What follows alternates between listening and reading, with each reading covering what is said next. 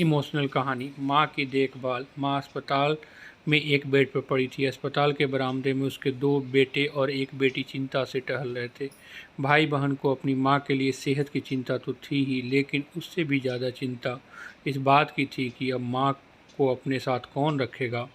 जब तक माँ स्वस्थ थी वह तीनों से अलग अलग अपने पुराने घर में रहती थी, लेकिन अब ऐसा करना खतरे से खाली नहीं होता, और ऐसा करने से समाज में तीनों बेटे बेटियों का नाम भी खराब होता। लोग कहते कि देखो कैसी औलाद है, बीमार माता को अकेला रहने के लिए छोड़ दिया।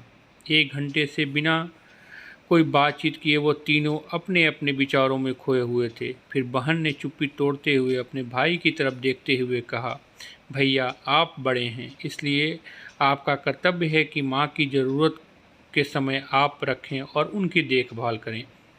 छोटी बहन की बात सुनकर बड़े भाई ने अपनी पत्नी की ओर देखा और बोला, मैं इस बात से बिल्कुल इनकार नहीं करता कि बड़े होने के नाते मेरा मेरा माँ का देखभाल करने का कर्तव्य है, लेकिन तुम तो जानती हो कि मैं और तुम्हारी भाभी दोनों ही जॉब करते हैं। ऐसी हालत में माँ के साथ किसी न किसी को हर वक्त उनकी देखभाल करने के लिए उनके साथ रहना पड़ेगा, और जो हमारे लिए बहुत मुश्किल हो जाएगा।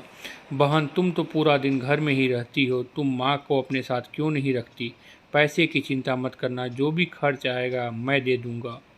सुशील भैया, आप तो जानते ही हो कि मैं माँ से कितना प्यार करती हूँ, लेकिन आप ये भी जानते हैं कि मेरे ससुराल वाले कैसे हैं। मैं यह बिल्कुल बर्दाश्त नहीं कर पाऊँगी कि कोई मेरी माँ को और मेरे भैया को भला बुरा कहे, इसलिए अच्छा यही होगा कि माँ को अनिल भाई के यहाँ रखा जाए।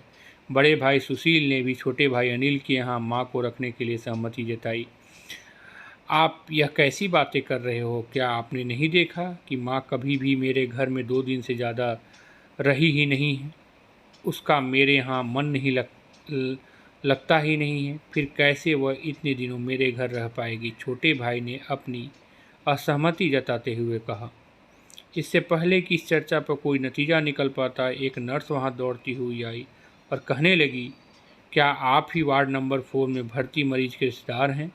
आपको डॉक्टर साहब अंदर बुला रहे हैं। सभी घबरा गए और दौड़ते हुए डॉक्टर के पास पहुँचे। डॉक्टर ने उनसे हाथ जोड़ते हुए कहा, आई एम सॉरी, मैं आपकी माताजी को नहीं बचा पाया। डॉक्टर की इस खबर ने सबके चेहरे पर झूठी मूठी दुख की परत जो चढ़ा दी थी, लेकिन सभी के दिल के किसी कोने में इस बात की खुशी भी छिपी हुई थी कि अब उन्हें माँ को नहीं संभालना पड़ेगा और कि माँ की वजह से उन्हें परेशान नहीं होना पड़ेगा। दोस्तों, छोटी सी यह इमोशनल कहानी ही समाज का सत्य है। यहाँ लोग ऊपर से जो दिखाते हैं वो अंदर से नहीं होते। जो माँ बाप अपने 4 बच्चों को बिना किसी शिकायत के बड़ी आसानी से संभाल पाते हैं, आगे चलकर ज़रूरत पड़ने पर यही 4 बच्चे मिलकर भी उन्हें संभाल नहीं पाते और नहीं संभालना चाहते। बच्चों की यह बात नहीं भूलनी चाहिए कि जैसा वह बोएंगे वैसा ही तो वो काटेंगे। अगर आज वह अपने माँ बाप के साथ बुरा व्यवहार करते हैं तो उन्हें याद रखना चाहिए कि उनके बच्चे भी बड़े होंगे और वह भी बूढ़े होंगे। जो उन्होंने अपने माँ बाप के साथ किया है, उनके बच्चे भी उनके साथ वही करेंगे। Thanks for watching.